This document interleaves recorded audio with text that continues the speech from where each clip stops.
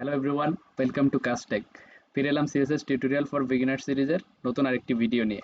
আজকের ভিডিওতে আমরা মূলত মার্জিন এবং প্যাডিং নিয়ে জানব। এখন আমরা যে মডেলটি দেখতে পাচ্ছি এটি আসলে সিএসএস এ বক্স মডেল হিসেবে পরিচিত। তো এই বক্স মডেলটা আসলে আমাদের অ্যাডভান্স ডেভেলপমেন্ট এবং ওয়েব ডেভেলপমেন্টের ক্ষেত্রে খুবই গুরুত্বপূর্ণ এবং মাঝে মধ্যে আমাদের ইন্টারভিউ বোর্ডে কোশ্চেন হিসেবেও এই বক্স মডেলটি এসে থাকে। তাই এখানে আসলে আমরা যদি বক্স মডেলটা বুঝতে চাই তাহলে প্রথমে আমাদেরকে একটা জিনিস খেয়াল করতে হবে, সেটি হচ্ছে আমাদের রেড কালারের বক্সটা। এই রেড কালারের বক্সটা হচ্ছে আসলে আমাদের একটা ডিভ। তো এই ডিভও হতে পারে এটা, অথবা আমাদের কোনো এইচটিএমএল এলিমেন্টও হতে পারে।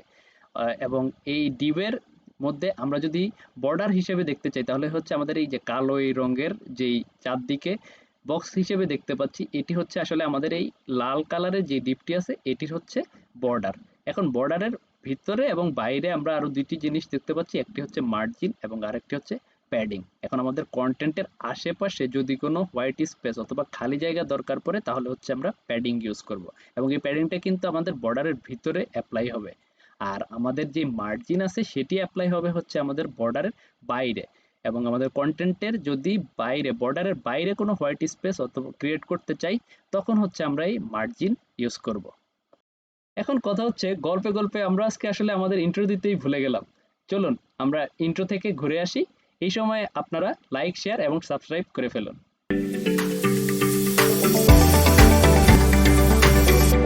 আমরা আমাদের কোড এডিটরটি ওপেন করে নিচ্ছি। এখন এখানে আমাদের আগের ভিডিওতে অথবা প্রিভিয়াস ভিডিওতে যেই টেমপ্লেটটা আমরা ইউজ করেছি অথবা যে ফাইলটা ইউজ করেছি সেটি আমরা এখানে ইউজ করব। তো তার জন্য হচ্ছে আমরা এর আগের ভিডিওতে জাস্ট এখানে বর্ডার দেখেছি।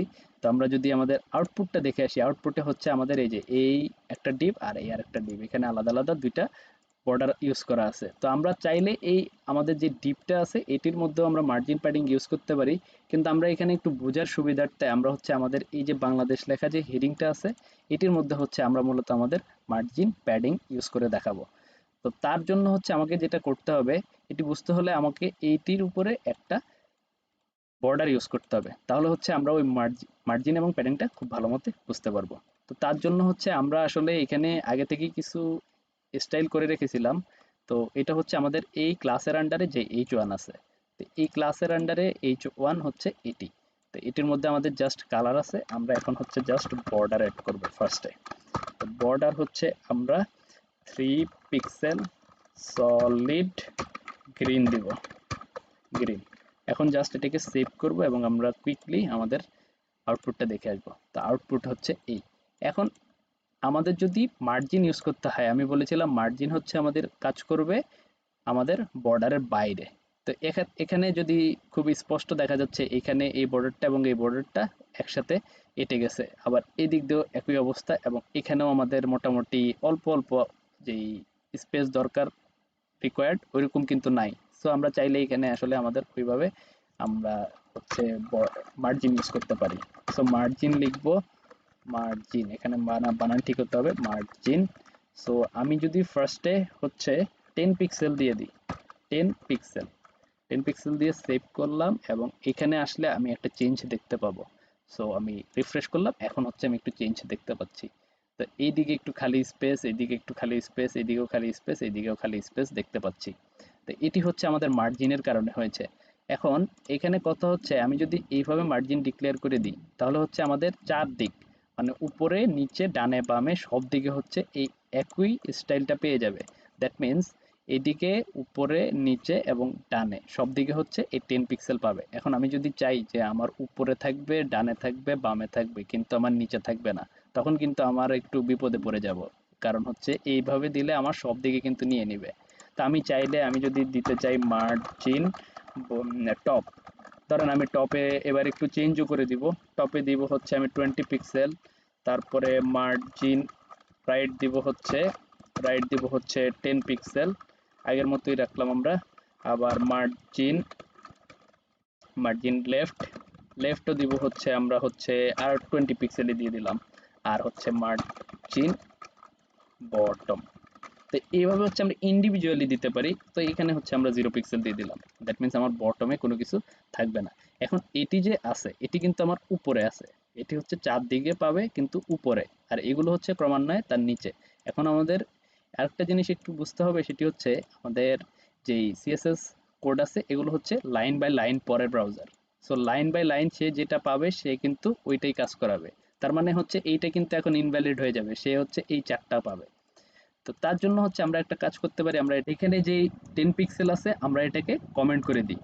এবং কমেন্ট করার জন্য হচ্ছে আমাদের সিএসএস এ এইরকম ভাবে কমেন্ট দিতে হয়। তো আমরা হচ্ছে আমাদের ব্রাউজারে গিয়ে জাস্ট রিফ্রেশ করব, রিফ্রেশ করলে হচ্ছে আমাদের যে আউটপুট আমরা সেটি দেখতে পাচ্ছি।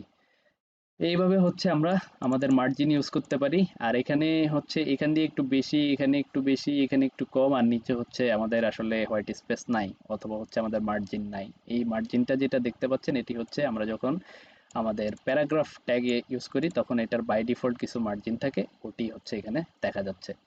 তো এখন হচ্ছে আমরা জাস্ট মার্জিন সম্পর্কে জানলাম, এখন হচ্ছে প্যাডিং আমাদের কোথায় ইউজ হয় সেটা হচ্ছে একটা কোশ্চেন। তো প্যাডিং হচ্ছে আমরা আগেই বলেছিলাম আমাদের বর্ডারের ভিতরে অ্যাপ্লাই করতে হয়। তো ভিতরে যদি আমরা অ্যাপ্লাই করি, আমরা এখানে দেখতে পাচ্ছি আমাদের বাংলাদেশ লেখাটি আসলে এই দিকে পুরোপুরি প্রায় স্পেস নাই বলতে গেলেই চলে, এবং প্রায় লেগে গেছে আমাদের এই বর্ডারের সাথে। তো এটাকে হচ্ছে আমরা এখানে দেখবো যে এটাকে কিভাবে স্পেস ক্রিয়েট করা যায়। তো তার জন্য হচ্ছে আমরা প্যাডিং ইউজ করব। এখন হচ্ছে আমরা এইখানে হচ্ছে প্যাডিং প্যাডিং লিখবো, এবং প্যাডিং যদি আমি আবার ওই 10 পিক্সেল দিই তাহলে হচ্ছে আমি একটা চেঞ্জ দেখতে পাবো। এটাকে সেভ করব, এখানে গিয়ে যদি আমি রিফ্রেশ দিই তাহলে হচ্ছে আপনারা দেখতে পাচ্ছেন যে আমাদের আসলে চারপাশে কিছুটা জায়গা পেয়ে গেছে। এখানে একটু হোয়াইট স্পেস, এখানে স্পেস, এখানে স্পেস, এখানে স্পেস ক্রিয়েট হয়ে গিয়েছে। তো আমরা এই মার্জিনের মতো প্যাডিংও কিন্তু ইন্ডিভিজুয়ালি এরকম দিতে পারি। এখন এখানে আরেকটা জিনিস, মজার জিনিস দেখবো, সেটা হচ্ছে এখন আর আমি এইভাবে দেখাচ্ছি না।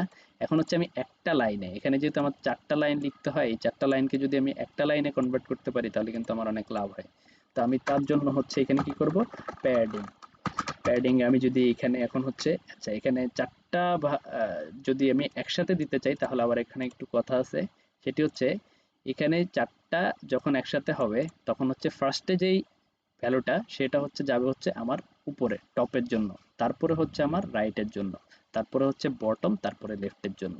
তো এটি আসলে ক্লকওয়াইজ আমাদের অ্যাপ্লাই করতে হবে। তো এটি আগে দিয়ে তারপরে বলছি। তো এখানে আমি হচ্ছে 20 পিক্সেল, তারপরে হচ্ছে 10 পিক্সেল, তারপরে আবার 20 পিক্সেল, তারপরে হচ্ছে 0 পিক্সেল।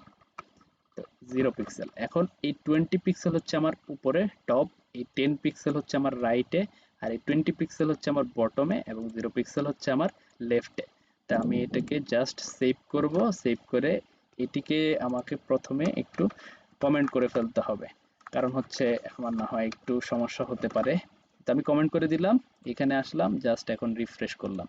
এখন দেখেন আমার কিন্তু লেফটে নাই, কিন্তু আমার উপরে, ডানে এবং নিচে কিন্তু আমার হোয়াইট স্পেস আছে। তো আমি এখানে যদি এখানে জাস্ট এটাকে 10 করে দিই এবং সেভ করি, এখানে এসে রিফ্রেশ করলে কিন্তু আমার দেখা যাবে যে এখানেও ক্রিয়েট হয়ে গিয়েছে। তো এই সেম কাজটা কিন্তু আমার এই মার্জিনের জন্য করতে পারি।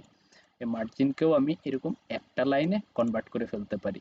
তো জাস্ট একটা জিনিস খেয়াল রাখতে হবে যে এগুলা কোনটা, কোন ভ্যালুটা কোন দিকের জন্য, সেটি আমাকে একটু খেয়াল রাখতে হবে। তো এটি একটি বিস্তারিত আলোচনা হয়ে গেল আমাদের মার্জিন এবং প্যাডিং সম্পর্কে। আজকের ভিডিও আর বড় করলাম না, আজকের ভিডিওতে এতটুকুই থাকলো। ফিরে আসবো নেক্সট কোনো ভিডিও নিয়ে। Keep coding.